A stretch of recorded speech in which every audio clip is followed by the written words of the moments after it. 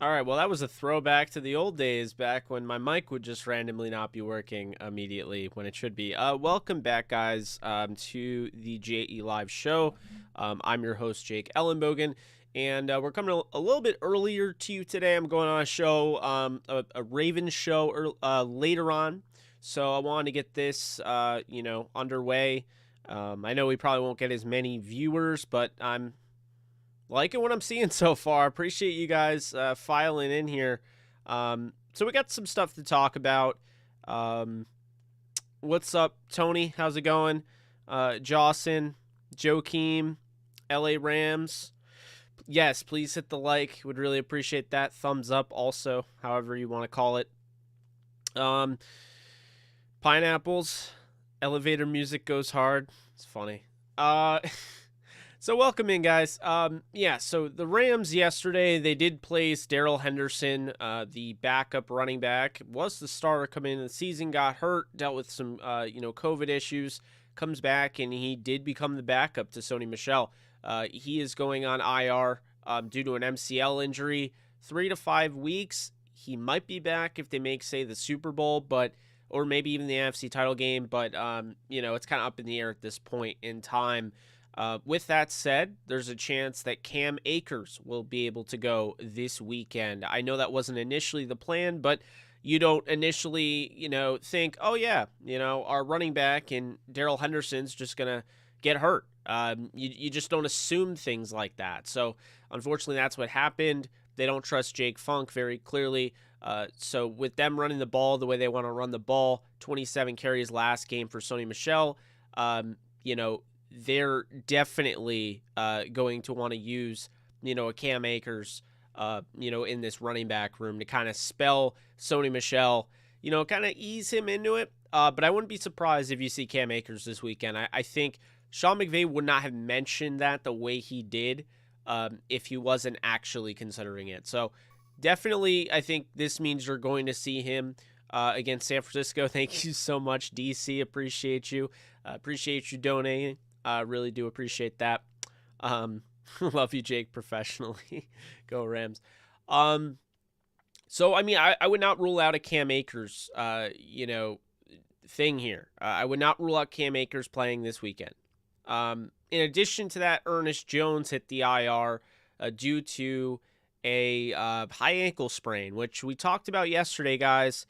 I'm saying it right now. The high ankle sprain could be worse than Henderson's MCL injury. High ankle sprain, I saw someone mention in the comments, it's just a high ankle, we're fine, or we're good, it's a high ankle sprain. Tony, I'm going to be real with you, man.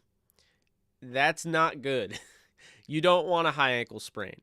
We saw Sam Bradford the year after the Rams went 7-9, almost made the playoffs, lost to Charlie Whitehurst. Sorry to bring up bad memories, but they came really close. And the next year, it was just bad. That was with Sam Bradford. Sam Bradford gets a high ankle sprain and plays through it and was not the same quarterback. You're talking, his plant leg, all of that, being able to drive the football was really hard for him. So high ankle sprain is not a good thing because we're talking about a quarterback there. And now all of a sudden, this is Ernest Jones playing the linebacker position, going sideline to sideline. High ankle sprain is, a you-know-what, and this thing, it lingers. So the Rams are going to have to be, kind of leaning on the side of caution here in that regard because of that. I think, are you guys getting kicked out of my live streams? I'm really confused. Like, the viewership drops, and then it flies back up, and then I see people in the comment, what happened to the live? I'm still live, so I don't know what's going on there. Apologize for that. Hopefully YouTube gets that fixed because I just keep seeing that consistently. It's like, now I got to ask you before we get back into the show, DC, what exactly was it saying? Like, did it absolutely kick you out? Like, did it crash? Yeah, I don't understand that. And that's a problem. Really not sure. I don't know if that's a bitrate issue, but it says excellent connection on my part. Stream is healthy, excellent. I just, I don't know what's going on. in regards to that. Sorry that you guys keep getting kicked out. When you do, I just ask, you please return. That's the best thing I can ask, because I'm going to keep going. But, okay, it's an ad. Okay. Well, if it's an ad, that's so weird. I might just have to turn off monetization as far as ads. I mean, if you want to donate, I'll still get the donation if you do. But I might just turn off. Yeah. I might just turn off the ads because if that's the case, I'll just turn them back on when it's like the live is over. Because I can't have people just getting kicked out of my streams like that. That's not cool. Whether that's YouTube's fault or not, it just shouldn't happen. You guys don't deserve it. So then you end up missing stuff and, that's some BS. But no, I appreciate you guys letting me know because I was not aware of that. And I've been seeing it, but I didn't know the actual issue. And I think that's the issue is I think turning off ads is probably the best way to do it. Turn off ads during the live stream. That way people aren't getting kicked out to just watch an ad.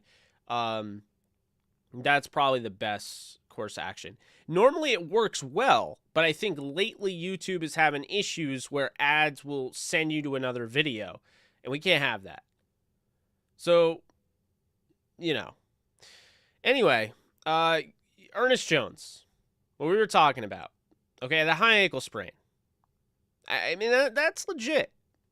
I'm telling you. The Rams should definitely be on the side of caution with Ernest Jones' high ankle sprain. This is how something lingers. This is how something gets worse. And we're talking about a franchise linebacker here. I mean, I'm not 100% convinced that Ernest Jones won't be brought back after his rookie deal. They love him. So I don't know. I don't know if it's the smartest thing to throw him out there the rest of the year. I think they should shut him down until at least the playoffs and reevaluate him. But, I would definitely, kind of lean on the side of caution. What's up, Nolan? What's up, Willie? How you doing? So, that's what I would say about that. Let's see. He had surgery on it. Is that just now coming out? Let's see. I feel like news comes out while I'm live, and it's really annoying because I'm talking to you guys, and all of a sudden, Greg Gaines is having hand surgery today. He's going to cast it up, or yesterday. He's going to cast it up, and McVay expects him to play. Man, what a beast. John Harbaugh said, we'll see in regards to Lamar Jackson's status.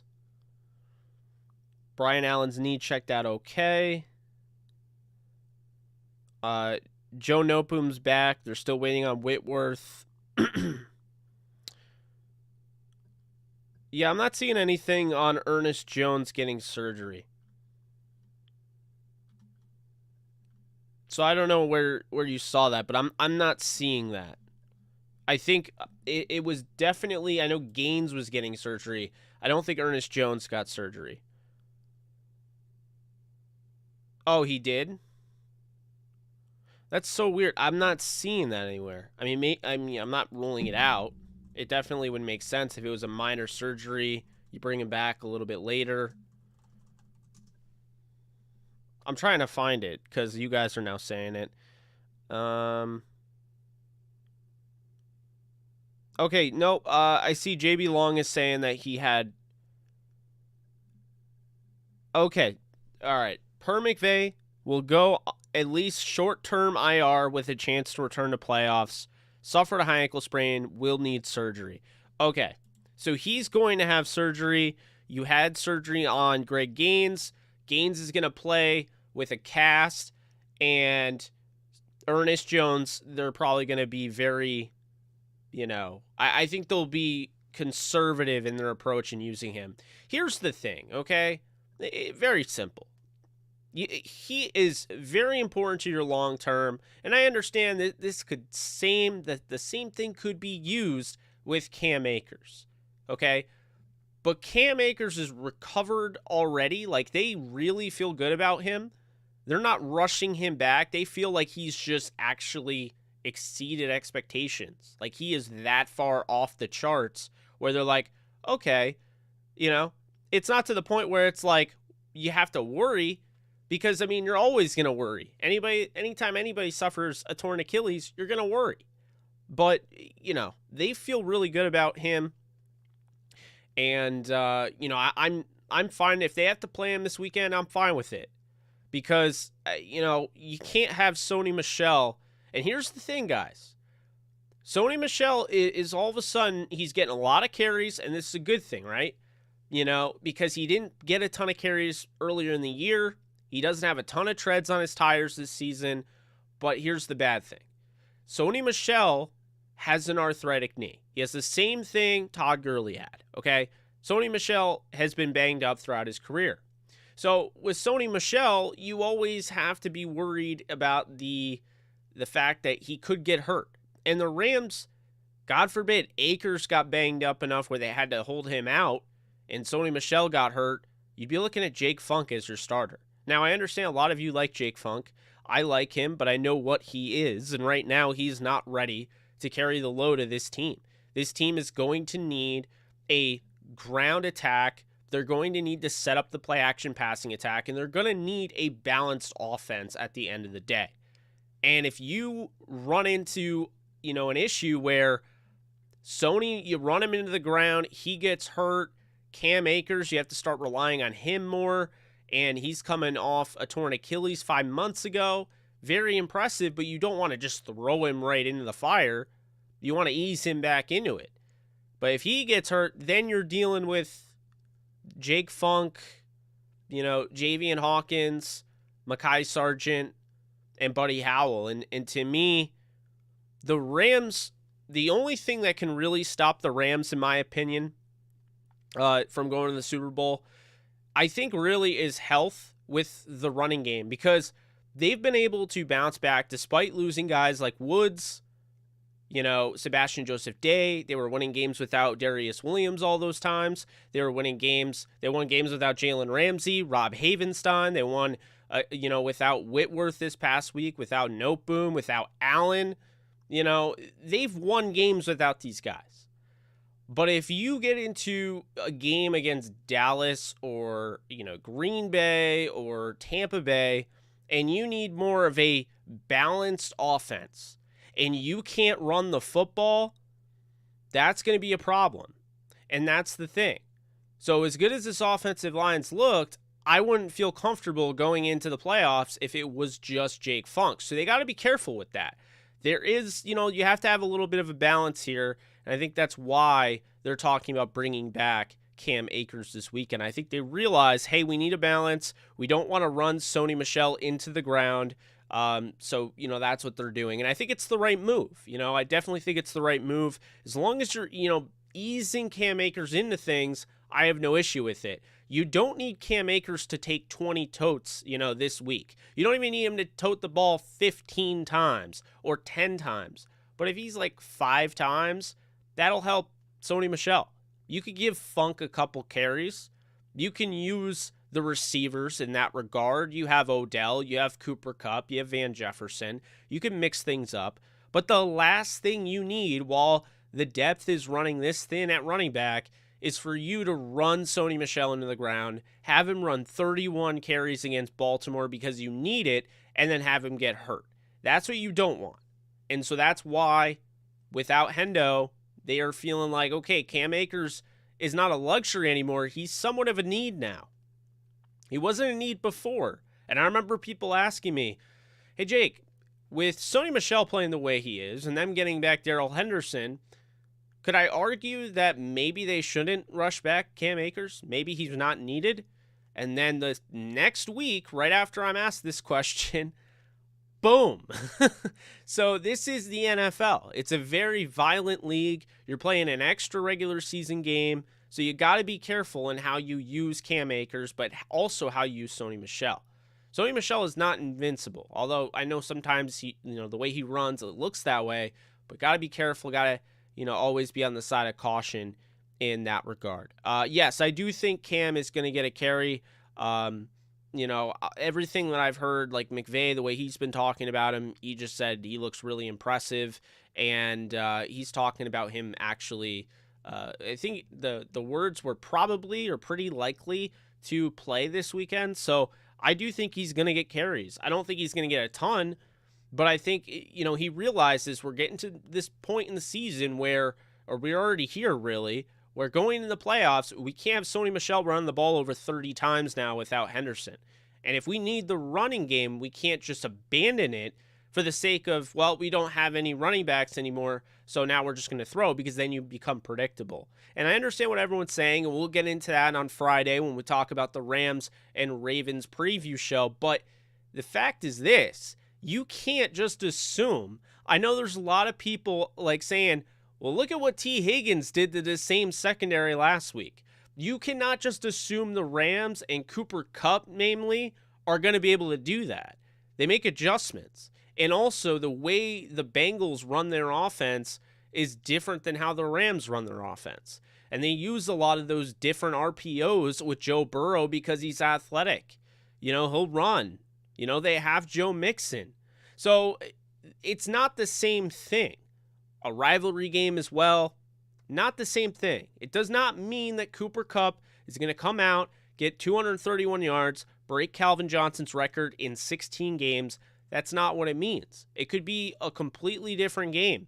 This is the same team that, despite not having Lamar Jackson and rolling Tyler Huntley out there, gave the Packers a run for their money, and they lost on, a last-second play where they decided to go for 2 and they missed it. Now, all we know about this team is that this team is desperate, and they're trying to get into the playoffs just as much as the Rams are trying to get the 2 seed or the 1 seed. So you have to keep that in mind. And I think to just assume that, well, they won't need the running game, they'll be able to throw all over them. No. I mean, I think people assumed, back in 2019, I see it listed right there to an extent. People assumed that the Rams at home were going to just get everything together because they weren't looking all that great at that point in the season, and they were going to beat the Ravens. And people just assumed that. The Ravens came in and just kicked the shit out of them. And to me, at the end of the day, it's always possible in the NFL. Things can snowball. They do it more in the Super Bowl and more in playoff games. It seems like when things snowball, they really snowball. But it doesn't mean regular season games, they don't do that as well. So definitely something that I'm keeping an eye on. Not a team that I'm taking lightly. This is the same Ravens team, that has dealt with all these injuries, all this COVID protocol nonsense. And despite all of that, they are still in the thick of things. They have looked like one of the best teams in the league. They've looked like one of the worst teams in the league. You just don't know what you're getting. But I do know that you're going to get the Baltimore Ravens in Baltimore against the Rams. The Rams are 10-2 against teams in the 1 o'clock slot. So I've been seeing some false narratives out there that Sean McVay and the Rams, don't do well in 1 o'clock situations. They've only lost 2 1 o'clock games. One of them was the Bills, and the other one was the Dolphins last year. They've only lost 2 1 o'clock games in Sean McVay's tenure as the Rams head coach. And one of them was handed by the Zebras. I'm going to say that right now. The Bills game was ridiculous. They came back 25 down, and on 4th down, they got a stop. They should have won the game. Instead, flag came in, pass interference. You know what I'm talking about, Darius Williams. Gave him the whole set of downs at the 1 yard line. Yeah, we know how that went down in Buffalo. But the Miami game, they had 4 turnovers. Jared Goff did not play his best game. Defense was phenomenal. They completely stifled Tua Tagovailoa in that whole offense. They should have won that game, but they lost by 11, But those are the only 2 games. They are 10-2 in 1 o'clock games. So this game moved to 1 o'clock. I'm surprised it wasn't 1 o'clock to begin with, being as that it was in Baltimore. But I am not worried about the Rams playing the 1 o'clock slot.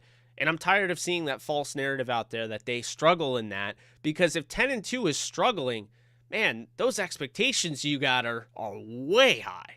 So, that's what I will say there. 10-2 is crazy, Nolan, absolutely crazy. But let's talk a little bit about, we talked about the running backs, and yes, we could see Cam Akers Let's talk a little bit about, the linebackers, because we talked about it a little bit yesterday. Troy Reeder and Travin Howard. You guys know I've been a big Travin Howard fan. I've been a big defender of Troy Reeder, although he struggled at times this season, and it got to the point where I stopped defending him. But Troy Reeder got a little bit of a kick, and he just kind of got himself in gear and really had his most complete game, I thought, all season long. Played extremely well in all phases of the linebacker position. And then champ from LA, Ernest, is on IR. He has a high ankle sprain. So Travin Howard, I mean, you look at what Travin Howard did. This guy has not played much at all, but when he plays, he makes plays. I mean, that's what happens. I talked about it, when he was playing against the Eagles at the Coliseum, he's making plays. So it's this guy, you throw him in, and his athleticism just jumps off the page. Not really worried. Obviously, you'd love to see Ernest in there, and it sucks, right? He's playing really good football. He's quick to the ball and just does a really nice job going sideline to sideline. He's, instinctual, very intelligent. We all talked about that. But Travin Howard and, the way Troy Reeder played last week, I mean, I have some optimism with him. He's got to keep it up, but I have some optimism with that unit going in moving forward. And keep in mind, you're still going to have Justin Hollins, who, yes, he plays on the edge, but he can also play inside backer due to the fact that he was cross-trained at that position going back to his days in Denver with linebacker coach at the time, now Chargers head coach Brandon Staley, and in that Vic Fangio route of the defense. So, with that said, I do think you'll see those three. I think Howard is going to be leaned on the most, but they really do like Troy Reeder and his coachability, because say what you will about Reeder, he does seem to kind of step it up a little bit. Anytime he's at his lowest low, he continues to stick around and play. So, Reeder, getting those contributions out of him and Travin Howard, and then of course now, having Hollins back is huge. I think they're going to be okay. So then, you start to wonder, what about Greg Gaines? I think he's going to be fine. I mean, it's going to be a little harder to have a grip on it because he's going to be wearing a cast. And what I mean by grip is when you're running, you're running at that defensive line position and you're in the trenches and you're trying to sift through the trash, and you can't, you don't have your hands, you don't have your fingers. So it's not as easy to maneuver as it would be, obviously, without a cast on. So that's a little bit of a challenge, but I don't see that being a big issue, this weekend. So, those are just a few things there. Just kind of wanted to throw those together in this video. And I'm not done with the video. We're going to stay live for a little bit longer. I just was going to answer some questions from you guys. So drop all your questions in the comment section. I will get to as much as I can. And then we'll call it a show. I'll be going on a Ravens podcast, and then I'll probably see you guys tomorrow because I'm going to keep this going. Who would replace Gaines if need be? Probably be looking at, well, let's see. Right now you have A'Shawn Robinson, Greg Gaines, and Aaron Donald. Okay. You'd probably be looking at, a Marquise Copeland, even Jonah Williams, Michael Hoyt, those three I think would be in contention to replace him. There is a chance that Sebastian Joseph-Day comes back for playoffs. It's going to be tough. I mean, like I was saying when it happened, having that pectoral injury and then re-aggravating it, and I did say I felt like they were bringing him along too quickly. He re-aggravates it in practice. It put him really far behind. So, there is a concern I think I have with him that he will be back. But regardless, man, Greg Gaines, he's going to be able to play. And if they decide to hold him out, the other guys will be able to step up. I think that's the beauty of having a Jalen Ramsey, Aaron Donald, and Von Miller trio. And, I mean, I'd argue the way, Leonard Floyd has played this season, he belongs in that conversation of most valuable player on the defense.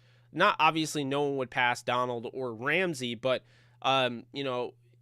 Floyd, it's not a trio to me. To me, it's like a quad, a quad pod, if you will. When you're talking about Donald and Ramsey, the way they impact games, Von Miller and Leonard Floyd, Floyd has been better than Miller. That's just the way it is. So I think that's a big thing there. I think, everyone's loving to see what they're doing. And I do think at the end of the day, when you go forward onto the playoffs, you're going to see guys like, Floyd and Von Miller, take it up a notch. Kind of similar to how in 2018 in the playoffs, maybe that whole season you felt a little underwhelmed with Ndamukong Suh, right?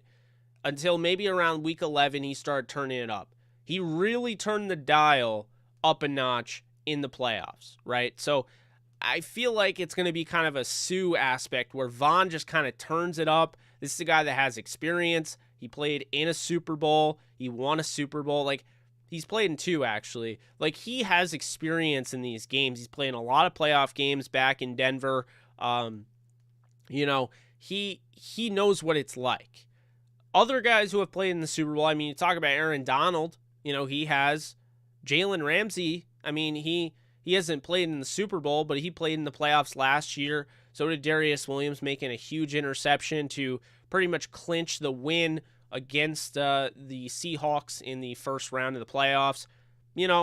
That's what it's all about. And the Rams have a lot of these guys that have, playoff experience and success. And, I think it's going to bode well for them moving forward. The Ravens game is going to be very intriguing to me, because if the Rams come out and just bully the Ravens the way the Bengals did, I'm not going to look at it in terms, someone might just say, I don't know, the Ravens are just kind of bad, right? Like, people might look at it like that. But I actually think the Bengals are a pretty solid football team. So if the Rams came out and punched the Ravens right in the mouth, on the road, that would really signal some disaster for, teams ahead. And I really think the Rams are getting to that level where their offense has not quite come together the way you want it to, right? They're not averaging the 30 points per game that I expected them to, right? But they're still a good offense. They're still a top 10 offense, even top 5. They're still the most explosive offense in the league. They have the most 50-yard plays of any team in the league. And so what I look at is that, what if things really start to come together and the playoffs is when we finally see the Rams take off? And again, I was saying this the other day. People are talking about Dallas scoring 56 against a team that's not even going to make the playoffs in all likelihood. But the Rams, they don't need to do that. They just need to take care of business. They don't run up scores and things like that. They just need to take care of business, because right now, the way the special teams unit's getting a little bit better, might have spoke a little too soon on that. We'll see. But the special teams unit is getting a little better. I can't deny that. The defense has been so good as of late. Raheem Morris is getting virtually zero blowback now. I have never seen a group of haters more quiet than I have lately with Raheem Morris. And it's not like I'm not trying to trash people that didn't like him, because I understand it is frustrating to sit there and watch every 3rd and long them give up the 3rd and long play. I get that. I understand that. I'm here for you with that. But it was the obnoxious, like, the defense can't stop the run, which of course can be proven false, or, this defense is trash and this is the worst defense ever, when they've never at any point really dipped below the middle of the pack in the league. I kind of said it. I don't know if you guys follow me on Twitter. If you do, and then you saw it. If you don't, you can follow me at JKBogan. But I posted a snippet of an old video I did. A lot of you people saw it. It was when Keyshawn Johnson had the Rams back in July, finishing 3rd in the division. He had Seattle finishing 1st and San Francisco finishing 2nd. And a big thing I said in that video is that, the defense isn't going to be bad. At worst, they're going to be like top 15. That's exactly what I said, and I've stuck by that. When people ask me, is this going to be a number 1 defense again? And I felt like a lot of people were looking at the defense and asking me in terms of fantasy. And, with fantasy football, it's different, right? Fantasy football defenses, they thrive on points. So they thrive on pick sixes, fumbles, interceptions, sacks, all of that.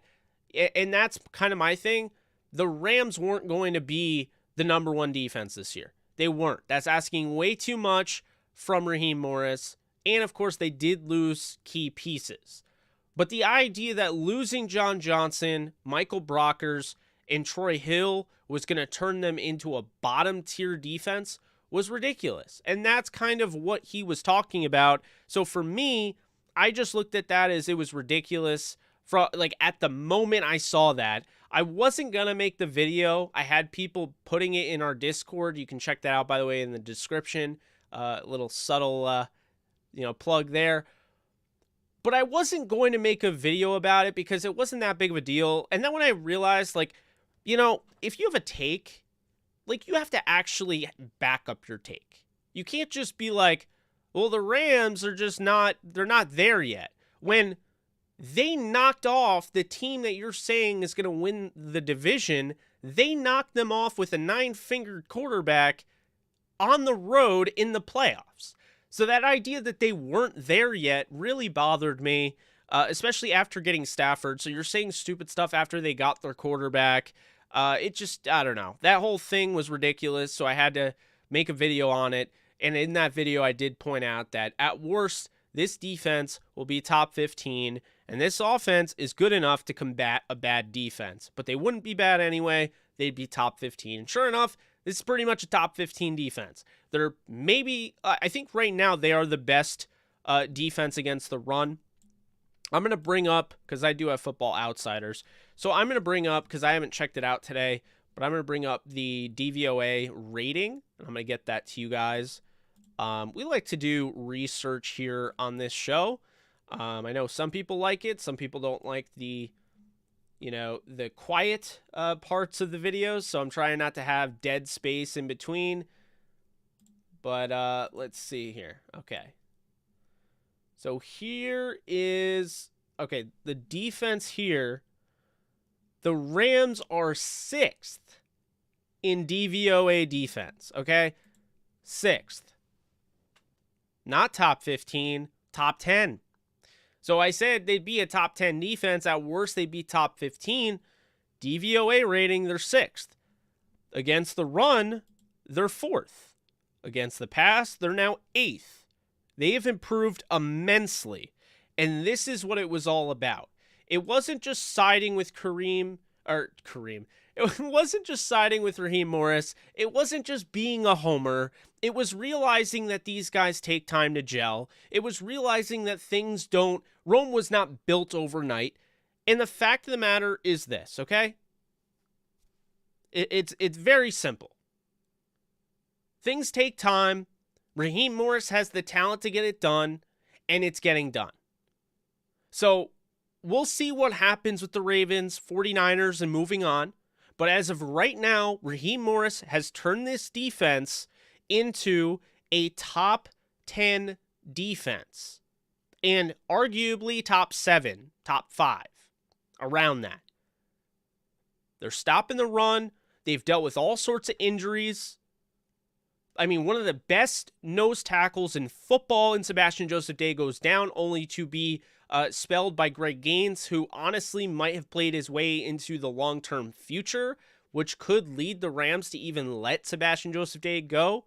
But regardless of that, the Rams have just continued to battle through everything, and things just continue to get better. And even with the injuries to Ernest Jones, to Darrell Henderson, you don't feel like this team is ever out because they've already proven that they're never out.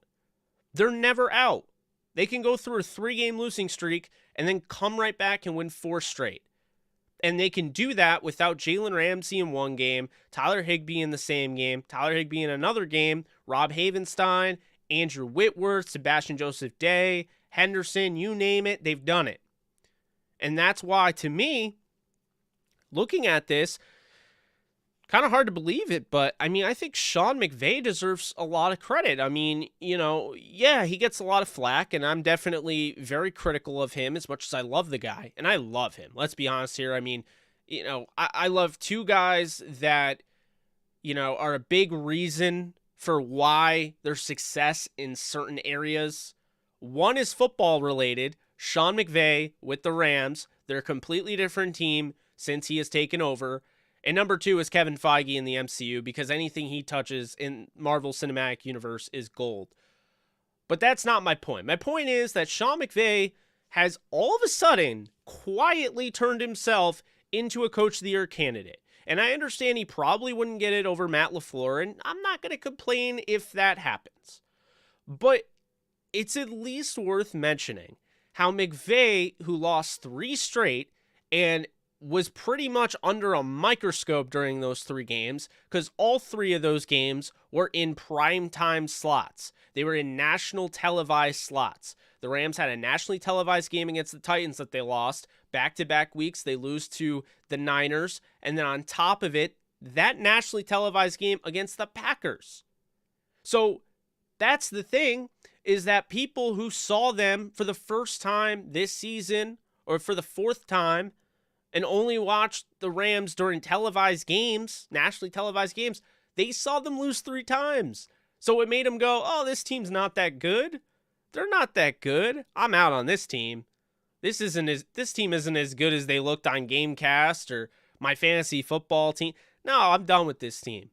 But the fact is, the games that aren't nationally televised, like the Vikings game, they're winning those games. And they did beat the Cardinals, which was nationally televised.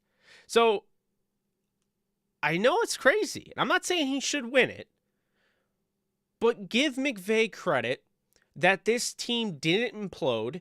This team didn't suffice to all the haters out there and the media members that were saying adding Von Miller and Odell Beckham Jr. sends a bad message to your team. This team can play together. That was the worst narrative. I don't know if this team can play together. It's all stars. It's all glitz and glamour. It's glitter. It's LA.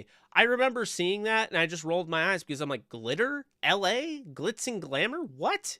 What are you talking about? It's football. I think we get way too caught up in these, and you guys know, I've said this so many times. We get caught up in these cookie cutter narratives, buzzwords. Ooh, he said glitz and glamour. I have to listen now. It's pulled me in. But when you think about it, you're like, what are you talking about? This is football. This isn't like a fashion runway. So that's the thing. I'm looking at Sean McVay.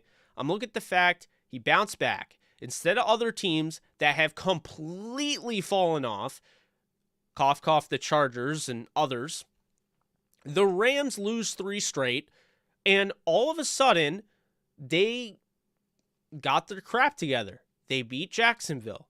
Oh, well, it's just Jacksonville. Jacksonville's not very good. Okay, well, then they beat the Cardinals. Oh, well, the Cardinals are starting to fall apart, so maybe the Cardinals aren't that good. And then they beat Seattle. Oh, well, Seattle, they were given the game because the refs. Okay, well, whatever. All those, by the way, with COVID issues and everything going on. So, what about the Vikings? Tough matchup. They haven't won with Sean McVay in Minnesota since he's taken over with the Rams. Let's see what happens. Oh, they won. And they outplayed Minnesota. And they bounced back despite the fact that their quarterback threw 3 picks. Do you know who also did that? Tampa Bay did that when Tom Brady threw 3 interceptions and they went to the Super Bowl in that game. The good teams figure out ways to win when even their best players can't step up. And so that's the big thing here. And so when I look at that, the whole, they didn't win in November and they lost 3 straight and they were embarrassed and all of that. I just look at this. Sean McVay got them back on track. He was willing to admit that he was wrong. What he was doing was not working. He fixed it, and now they've won 4 straight. They're 11-4. They are very close to clinching the division and getting the number 2 or number 3 seed in the NFC playoffs and putting themselves back into position to win a Super Bowl, which is the ultimate goal. So that, to me, is why Sean McVay is a head coaching candidate for Coach of the Year. I mean, he doesn't have to win it, but if you're not putting him in that, that run, I don't know what you're doing. Coach of the Year candidates would be him, would be Zach Taylor over in, Cincy. What he's doing has just been phenomenal. Would be, say what you will, I know they started out 1-7, but now they've won 7 straight. They're 8-7. They now have the 7th seed in the AFC playoffs. So the first team to ever lose 7 straight games and win 7 straight games in the same season, probably because that's just not very likely to ever happen. That is Brian Flores. And we saw last night, went to New Orleans. I understand they had injuries and COVID and all that. They still won the game. They still won their 7th straight game. He would be in the coaching conversation. Bill Belichick, what he's done with a rookie quarterback, I don't think he gets enough credit. He'd be in the conversation. I'll say Mike McCarthy. People are giving me crap for not including him. I'll say him, but I think Dan Quinn has been just unbelievable for that team. He's really what has transformed them into what they are. They still haven't played anybody worth, mentioning, actually beaten anybody. They've lost to teams that are very good. They almost got swept by the entire AFC West, but that's besides the point. We'll get into that when playoff comes, but I'm not entirely sold on the Cowboys. That's a big thing there. LaFleur, 100%. This guy is leading the team with the best record in football. They've had injuries galore, losing top flight cornerback in Jair Alexander. They lost David Bakhtiari. The whole offensive line has had injuries. They've been hurt. They've been banged up. So I'm going to give him some credit. There are definitely coaching candidates all over the place. I think that's a big thing here. But Frank Reich deserves a lot of credit as well. Dealing with a lot of COVID issues. I believe this was the least vaccinated team by percentage in the league. So he's dealing with that, dealing with the COVID issues, and, kind of reintegrating Carson Wentz, a quarterback that he is familiar with, but he had to reintegrate him into the Colts offense, get things going. I really do think the way they started the season, they started it rough. The way he's bounced back, the Colts are one of the hottest teams in football. He's done a great job. Andy Reid getting the Chiefs going, I think he definitely deserves recognition. So there are a lot of coaches that belong in this conversation, but you can't just not include Sean McVay. And I know there's people now yeah, well, McVay isn't the best play caller, and the Rams lost 3 straight, and they haven't beaten anyone good. And it's when is this going to end? I understand people are jealous that they don't have a Sean McVay coaching their football team. I get that, right? I get that. I understand that they didn't like that he was, the self-proclaimed golden boy. I understand that they saw their team struggle for 15 years, and they were pissed because he went to the Rams, and seemingly overnight, they went to the playoffs at 11-5. All right, fine. You're jealous of that? Fine. But you can't deny the fact that this is one of the best coaches in all of football. He gets it, and while he may have issues as a coach still, he still has things to work on. He's still incredibly young. He's going to get better in those areas, So I'm not worried about Sean McVay. I am worried about the fact that he's not getting enough credit and he deserves to be in the head coaching conversation. And the fact that I constantly heard, well, Jared Goff and Matthew Stafford at this point had the same record as Jared Goff did last year. Okay, but right now, we talked about this yesterday, Stafford 11-4. I don't put too much stock in a quarterback wins, but the only one with a better record, Green Bay Packers. So that's my thing. McVay deserves a lot more credit, and that's what I'm going to say about that. I'm not going to say he should 100% win. And furthermore, I'll say Aaron Donald has shot his way up in the Defensive Player of the Year rankings. I would say TJ Watt is probably my vote to be respectful to the season he's had, but I feel like if Donald doesn't win, though, it's honestly, I understand he doesn't have the sacks, but you have to realize he's playing on an 11-4 team. You're talking about guys. Don't get me wrong. The Cowboys have 2 guys that are deserving to an extent. I think one guy that's deserving in Parsons. I still think at the end of the day, Diggs has to be better. He gives up way too many yards. I know he has 11 interceptions. That's amazing, right? But I would take Jalen Ramsey over. He's not a better DB than Ramsey. I would argue Ramsey is the underrated one here. He's getting the short end of the stick. He's never considered a Defensive Player of the Year candidate, but then immediately, Trayvon Diggs has this one season where he has a lot of interceptions, gives up the most yards of any cornerback in the league, and is playing on the same team with a guy that's also in the Defensive Player of the Year running in Micah Parsons, and that doesn't matter, but we can't have Jalen Ramsey in that same conversation because he's on the same team as Aaron Donald. Make it make sense, because I can't. So at the end of the day, Defensive Player of the Year voting, talking about that just real quick, TJ Watt right now would probably be the runner, would be the favorite, but I think the Steelers might have to make the playoffs for him to win. Same thing with Myles Garrett. But when I look at it, all of the guys in the running, who is on the best team, who's made the most impact on their team, the greatest impact on their team, on the best team, going to play meaningful football because of them in the Defensive Player of the Year race? And there's only a few, but we do know that Micah Parsons and Aaron Donald are the two that have made major impacts for their team, and they're both on winning teams. Jalen Ramsey is as well, but for whatever reason, he's not going to win. He's not going to be in the conversation. He doesn't get enough credit. I don't get it. He plays multiple positions. He plays corner, safety, linebacker, edge, whatever you want to call it. He's playing everywhere, but doesn't get the, anywhere near the credit he deserves. But I mean, to me at this point, I do feel like, while Garrett is deserving and TJ is deserving, if it were to go to anybody right now in the playoffs, I mean, if we're talking it has to be a winning team, which is the criteria was kind of set the year Aaron Donald was the most dominant defensive player by a country mile, and they gave it to Khalil Mack because his team went 12-4. If we're still going by that precedent that they set, then it would be Aaron Donald or Micah Parsons, in my opinion.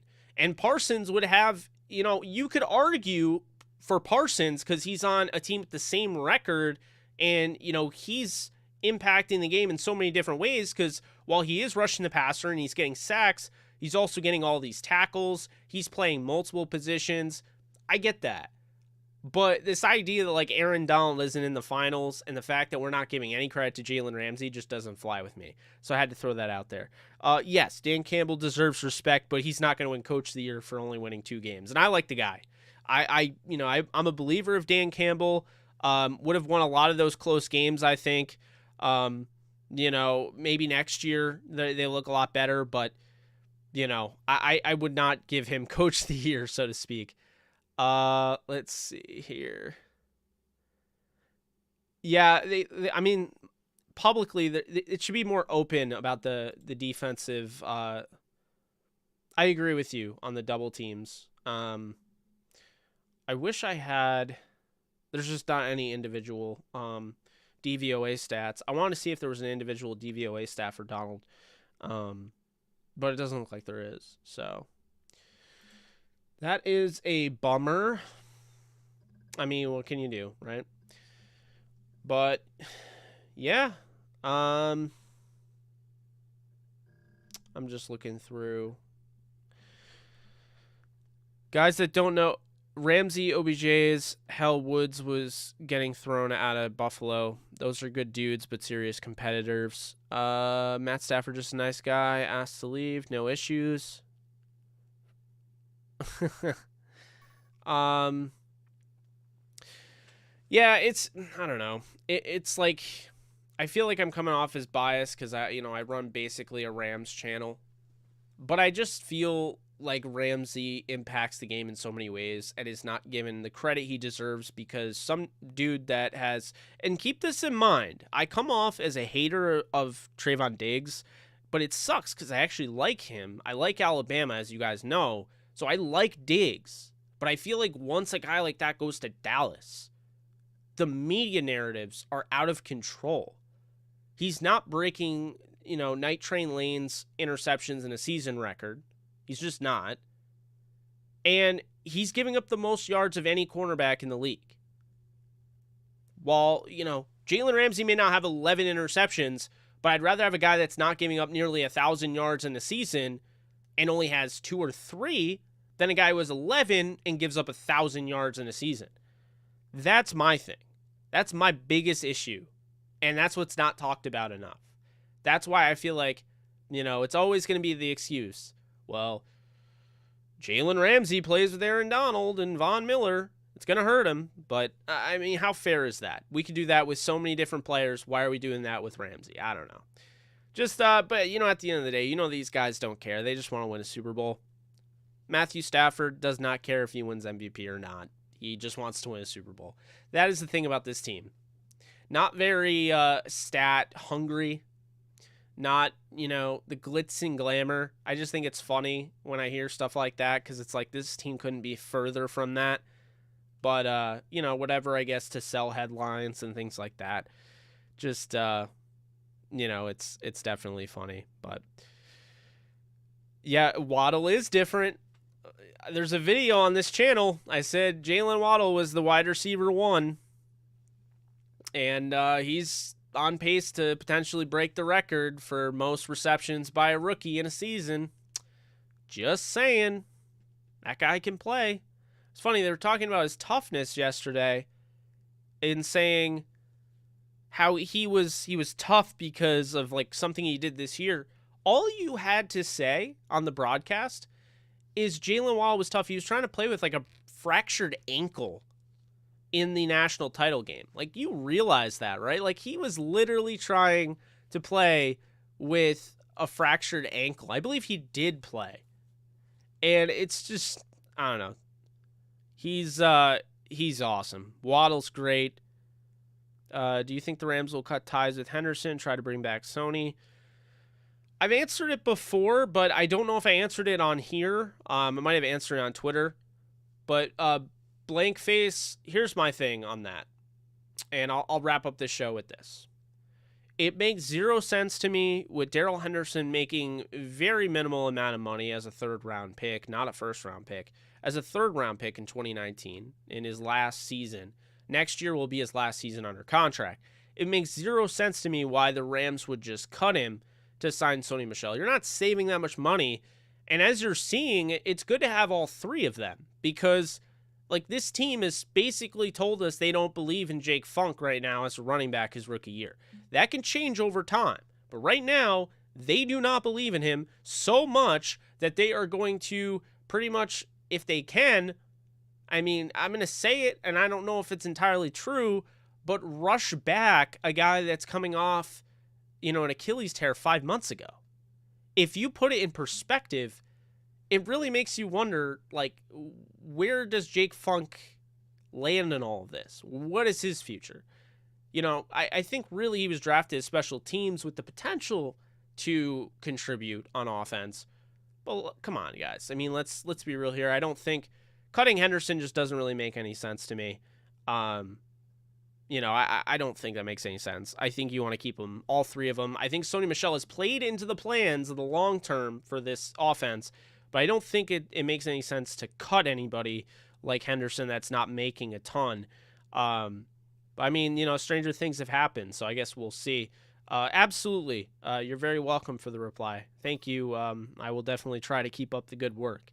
I always say I work hard, and I think I put in good work, but you guys ultimately decide whether it's good or not. So, do appreciate you guys for tuning in for that. If everyone could do me a favor right now, stop what you're doing and just hit the thumbs up button or the like button, whatever you want to call it button. Really help me out. Tell YouTube, hey, Rams fans, get your butts over here and watch this video because there are Rams fans that watch all sorts of Rams stuff that like this. So now YouTube's like, oh, well, you like the Rams, and then they bring them over there like that. So that's what I'll say about that. Darrell A-Dog, I missed your donation. I really do appreciate you donating. I wonder why Skip Bayless always talk bad about Stafford and OBJ, but then tries to defend Brady and Baker Mayfield when they play bad. I think you hit the nail on the head. Yes, I just it's funny, I just saw that. It's funny, I just saw that. And Silencer818, appreciate you donating as well. Now that the 49ers quarterback is hurt, are they no longer a threat to the Rams? I'm going to answer these two, okay? Everyone be sure to keep liking and thumbs upping while we're doing this. Try to get to 100 before we get out of here. But just to answer your question, A-Dog, why does he do that? It's all to get a rise out of the audience. I personally, I've gone on record and said I believe Skip Bayless is a genius. And here's why, okay? Skip Bayless has a ton of followers, and no one likes him on Twitter. You know, at the end of the day, I don't go by this mantra. I try to be positive and real at the same time. I'm not trying to be a negative Nancy just to be one, right? But there is a thing where publicity, bad or good, is still publicity, and it still helps. And so with Skip Bayless's model, and this is why I call him a genius, even though I don't want to call him a genius, but this guy was a reporter for years, in Dallas. I mean, he did his work. Then he became a talk show guy. And when he became a talk show guy, he started he started realizing he could grab people by hating on the most popular players. So guys that don't have any sort of reason to be hated on, like Matthew Stafford, but then loving a guy like Baker Mayfield, who he may go on Twitter and notice, wow, everyone's trashing Baker Mayfield. I'll just do the exact opposite thing, and everyone will get at me, and now I have everybody talking about me. And now Skip Bayless is on everybody's mind, and that's how it works. It's why he's so critical of LeBron James and Russell Westbrook, although everyone seems to be critical of Russell Westbrook, and you guys know where I stand on that, but that's not the point. Point is, he's very critical about LeBron James. Why? Because a lot of people like LeBron James. Also, a lot of people don't like LeBron James. But regardless, it's a very, very popular player. So when you're talking about a guy like Matthew Stafford, who's now quarterbacking LA's, the best team in LA, that's going to get traction. And this is what I'm talking about. So now Skip Bayless, and I'm not taking a shot at you, obviously, A-Dog. Really do appreciate you donating. But now Skip Bayless is getting put in the comment section. So this is his model. This is his business. That's why he does it. That's why I think he's a genius. Think about this, okay? I could go, if I was Skip Bayless, I could go play Guardians of the Galaxy on my PS5. Or I could eat a sandwich. Or I could go to the gym. Or I could, go get ice cream in the freezing cold. I don't know why, but I could do any of that. And while I'm doing all that, living my life, because of a tweet I made at 8 p.m. last night or 8 a.m. this morning, everyone's still talking about me. I'm living in people's head rent-free. That is his point. That is why Skip Bayless does what he does. He's actually very intelligent. He was a reporter. He walked the walk, he talked the talk, and now he's saying absolutely nothing while saying something. He's got a show because of it called Undisputed, which people constantly quote tweet, which then generates more views on said show. And then at the end of the day, this guy is always on people's minds. That's what I'm talking about. So that is the genius in Skip Bayless. It's why he does what he does. That is the answer that I will give you. A little bit of a rant, but trying to explain to you why, Skip Bayless doesn't care if you hate on him. That you're feeding into his goal. And not hating on you, but that's why he's a genius. He's totally fine with getting hated on. He doesn't care. The fact of the matter is this. Skip Bayless knows that he literally will go viral just posting a tweet and going to live his life. And posting a tweet to get people mad, going to live his life. And so all of us will talk about the stupid thing he said. He doesn't care. He's raking in the dough. So I don't know. That's his model. That's the method for his madness. I'm sure he probably doesn't think most of the things he says, but he says them to get a rise out of people, and it works in this day and age. The age of the 5-second soundbite. Silencer818, really do appreciate you donating. Now that the 49ers quarterback is hurt, are they no longer a threat to the Rams? Not quite, all right? I understand what you're saying here. Jimmy Garoppolo can, obviously he has, time where he struggles. But if Garoppolo doesn't play, you're going to get Trey Lance. And Trey Lance is somebody who I love. He's one of my favorite prospects I've scouted since 2012. I think he's the best quarterback from this draft. He's in a very friendly offense in Kyle Shanahan, and he's in one where he's had a lot of opportunity to gel with these guys in practice, get things on the same page. He's going to be a different looking quarterback than what you saw in preseason. So if he does start against the Texans, don't just write off the 49ers winning that game. Don't just give the Texans the win. Definitely don't do it against the Rams either. Rams lost to Charlie Whitehurst in 2010 to go to the playoffs. They had Sam Bradford, promising rookie quarterback. They had Steven Jackson, Denario Alexander, Danny Amendola, and they lost to Charlie Whitehurst. So I don't rule anything out. The Niners still have the Rams number until proven otherwise, and so I'm never going to say, they don't have Garoppolo ready to go. I think the Rams win that game pretty easily. I'm never going to give up on them. So definitely, Silencer 818, they are still a threat to the Rams. Don't count them out. Wow. We got a lot of people in here still. Yeah, absolutely. A lot of people still in here commenting. Really do appreciate that. Let's get the likes over 100. We're at 78. Let's keep it going. If we could. Yeah, he's damn good at it. Let's see. Dominic, thank you so much for donating. What Ravens podcast you going on today? So the Ravens podcast I am going on today, I don't know if it's going to be live or not. I don't think it'll be live. But it's going to be, let's see here. It's Film Study Ravens, the Film Study Ravens podcast. With Ken McCusick, I believe. It's going to be the, I'm going to look at the email that I got from him. That way I have the actual name. All right, so let's see here. It is going to be the Know Your Foe episode. So we're going to be talking Rams and Ravens within the hour. FilmStudyBaltimore.com. Pretty awesome stuff.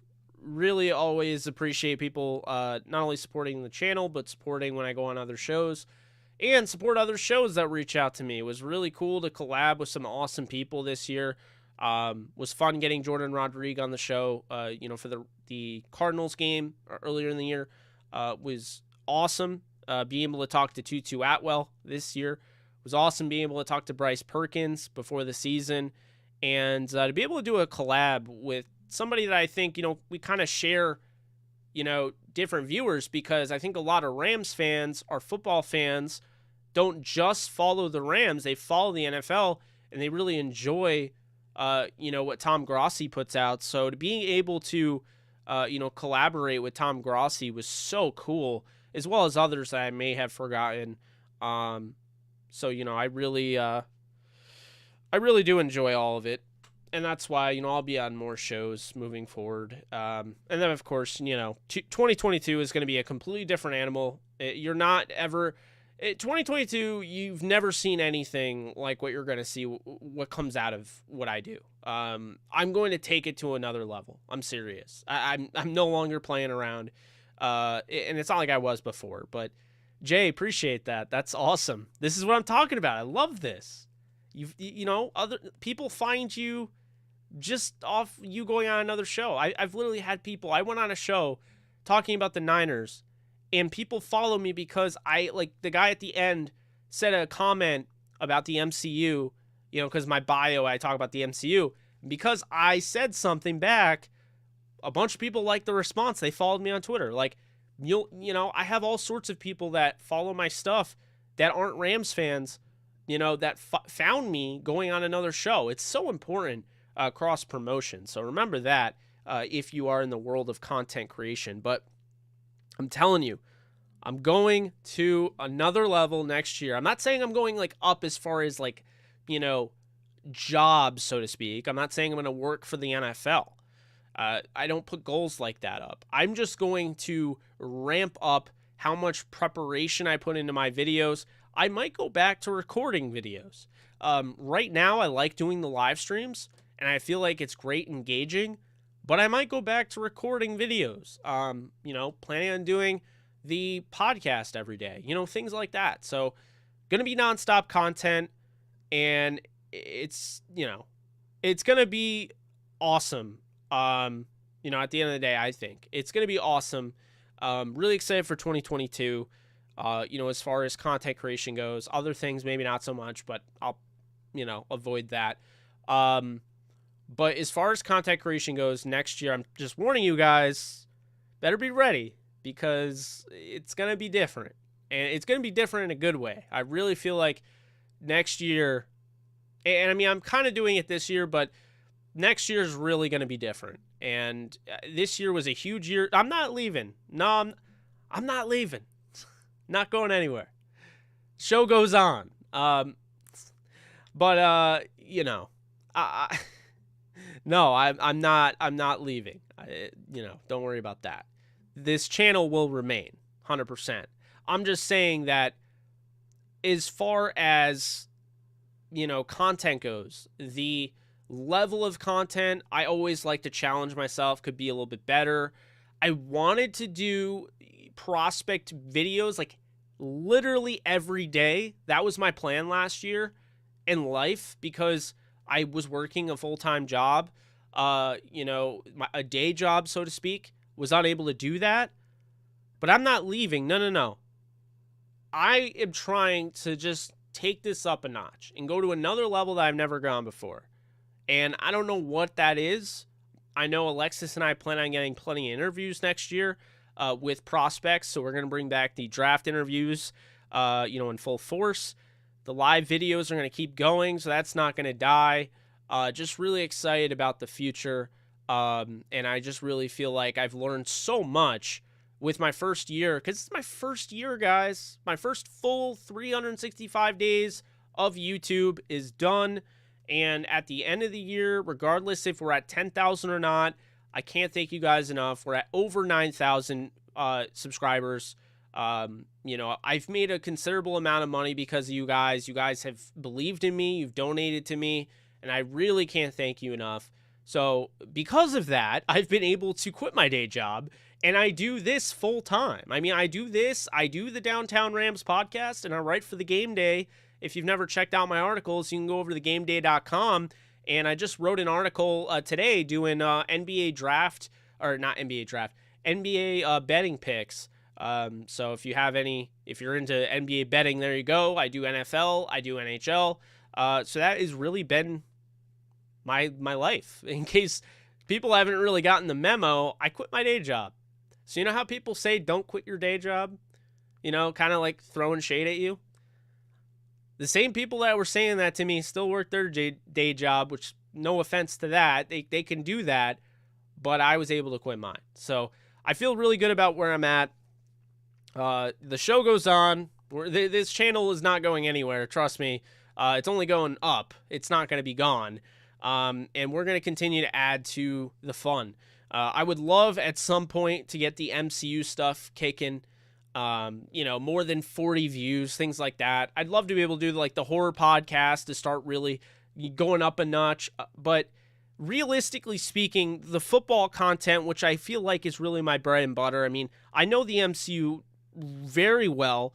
I know what I'm talking about in that regard. But, as far as how I've made it in the content creation, industry, whatever you want to call it, it started as, kind of an analyst, with the Rams, writing for the Rams Wire, putting posts on Turf Show Times, creating Downtown Rams.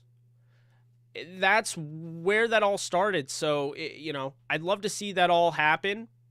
But realistically, this is going to be likely a very football heavy channel. This is going to be very likely a very Rams heavy channel. And so, I'm excited for the future, and I'm just telling you, I'm just going to keep kicking it up a notch and see how far we can go, how much better I can get.